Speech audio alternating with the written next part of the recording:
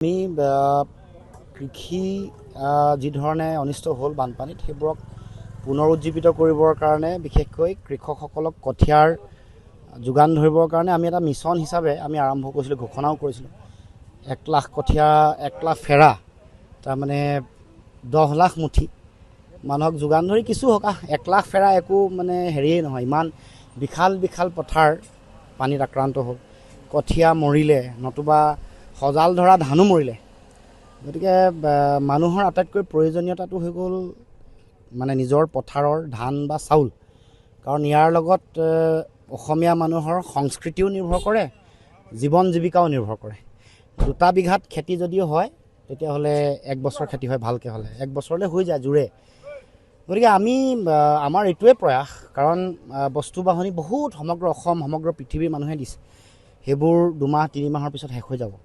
কিন্তু যিখন একেবাৰে হেৰুৱা, শূন্য হোৱা, নিঃস্ব হোৱা এখন ঘৰখনত অকণমান আশাৰ বতৰা দিবলৈ হ'লে আমাৰ হাতত অৱলম্বন যিটো ৰাস্তা বাকী আছে সেইটো হৈ গ'ল কঠীয়া বা নিজৰ পথাৰডৰা। বহুত ঠাইত পথাৰত খেতি নহ'ব, বহুত বেছি পলস পৰিছে, প্ৰায় 1.5 ফুট 2 ফুট পলস পৰিছে। কিন্তু য'ত য'ত হৈছে তাত আমি সকাহ দিব লাগিব, আৰু য'ত পলস পৰিছে তাতো পৰৱৰ্তী দিনত বেলেগ কি খেতি কৰিব পাৰি, কৃষি কৰিব পাৰি তাৰো বাটৰ সন্ধান দিব লাগিব। গতিকে আমি সেয়াই লক্ষ্য। আজি বেতবাৰী অঞ্চলত আমি ৰুবলৈ আহিছোঁ, ৰোৱনী আহিছে, আমাৰ মানে পথাৰত কাম কৰা মানুহ হালোৱাও আহিছে, আলি দিছে, কোনোবাই পাৰ কাটিছে, ট্ৰেক্টৰে হাল বাইছে, যি পাৰে কৰিছে। আৰু এইটো এটা এনেকুৱা নহয় যে আমি আহি ইয়াতে সকলো কৰি দিব পাৰিম, এইটো এটা মেছেজ মানুহক সাহস দিবলৈ যে বিপদৰ সময়ত আমি একো কৰিব নোৱাৰিলেও শ্ৰম দিছোঁ। আপুনি নিজেও পথাৰত হাল বাই থকা দেখা পাব। কৃষি আমাৰ অসমীয়া জাতীয় জীৱনৰ এটা মেৰুদণ্ড, কৃষি অৰ্থনীতিটো আমাৰ মেৰুদণ্ড। গতিকে কৃষিক উৎসাহিত কৰা, কৃষকে শস্যৰ পথাৰত তেওঁলোকে খেতি কৰি শস্য উৎপাদন কৰি স্বাৱলম্বী হোৱা, ধনী হোৱাৰ যিটো বাট সেইটো আমি দেখুৱাব লাগিব পৰৱৰ্তী দিনত, যাতে আমাৰ কৃষক কেতিয়াও হীনমন্যতাত ভোগ নকৰে। তেওঁলোকে খেতি কৰি ধনী হ'ব পৰা ৰাস্তাটো, বছৰেকত 3টা খেতি কৰিব পৰাটো, আৰু ভগৱানে দিয়া ইমান উৰ্বৰা অসমৰ পথাৰ আৰু অসম ভূমি, কিবা নহয় কিবা খেতি, সেয়া অপৰম্পৰাগত চাহো হ'ব পাৰে, সেয়া পথাৰত ধান খেতিও হ'ব পাৰে, আন শস্য। সেইটোৱে আমাৰ সদায় মেছেজ আছে যে আমি আমাৰ অৰ্থনীতি সবলীকৰণ কৰিব লাগে। এইবাৰ কুঙা হোৱা ৰাইজক আমি সাহস আৰু শক্তি দিবৰ কাৰণেই আমাৰ এই প্ৰয়াস। আমি ইয়াত যোৱা 2টা দিনৰ আগত 2000 ফেৰা, আজি 1000 ফেৰা লৈ আহিছোঁ, 3000। আমাৰ যিটো 1 লাখ ফেৰাৰ লক্ষ্য সেইটো সম্পূৰ্ণ মই ভাবোঁ যে হ'ব।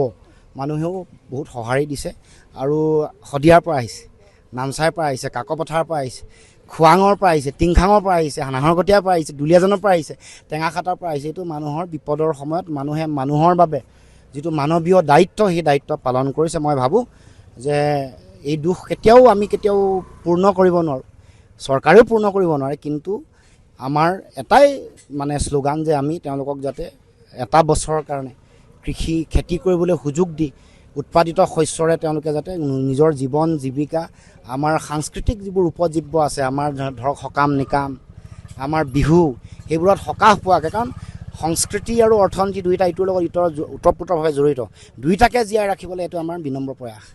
যিটো কাম চৰকাৰে কৰিবলৈ পোৱা নাই সেইটোতো হয়, এইটো চৰকাৰে কৰিব লাগিছিলে। চৰকাৰে আপোনালোকে যিটো কৈছে তাতকৈ আগতে তেওঁলোকে এটা ব্যৱস্থা ল'ব লাগে, সেইটো সংবাদ মাধ্যমত প্ৰচাৰ হোৱা নাই। চৰকাৰৰ কৃষি বিভাগৰ অধীনত তেওঁলোকৰ কমিউনিটি নাৰ্চাৰী বুলি এটা তেওঁলোকৰ বিভাগ থাকে। কমিউনিটি নাৰ্চাৰীৰ নামত তেওঁলোকে বাজেটত যিটো বাৰ্ষিক বাজেট, তাত তেওঁলোকে ধন আবণ্টন দিয়ে। প্ৰতিখন জিলাৰ উপায়ুক্ত আৰু জিলা কৃষি বিষয়াৰ উদ্যোগত প্ৰতিখন জিলাতে কমিউনিটি নাৰ্চাৰী কৰি আগতীয়াকৈ তেওঁলোকে মানে কঠীয়া ৰেডি কৰি ৰাখিব লাগে, কাৰণ অসমখন মানে বানপানী আক্ৰান্ত এখন ৰাজ্য। গতিকে কেতিয়াবা উত্তৰ পাৰত ধেমাজি লখিমপুৰত হয়, কেতিয়াবা নামনি অসমত হয়, কেতিয়াবা উজনি অসমত হয়। গতিকে এই গোটেই দুৰ্যোগটোৰ মোকাবিলা কৰিবৰ কাৰণে চৰকাৰী যিটো দায়িত্ব, সেই দায়িত্ব পালন কৰা নাই। আজি আমি প্ৰশ্ন উত্থাপন কৰিব খুজিছোঁ অসমৰ মুখ্যমন্ত্ৰীক কৃষি বিভাগত, আপোনালোকে কমিউনিটি নাৰ্চাৰীৰ নামত কিমান বিঘা কঠীয়া সিঁচিছিলে? আজিলৈকে যে এই অঞ্চলত দিব পৰা নাই কিয়? তাৰমানে টকাবোৰ দুৰ্নীতি কৰিলে নেকি? বাজেটত ধৰা আবণ্টিত ধনৰ কমিউনিটি নাৰ্চাৰীৰ নামত যিবোৰ ধন আবণ্টিত হয়, এইবোৰ দুৰ্নীতি হ'ল নেকি? অসমৰ মুখ্যমন্ত্ৰীয়ে এই প্ৰশ্নৰ উত্তৰ দিব লাগে, নহ'লে ইমান দিনে আমি দিব নালাগে।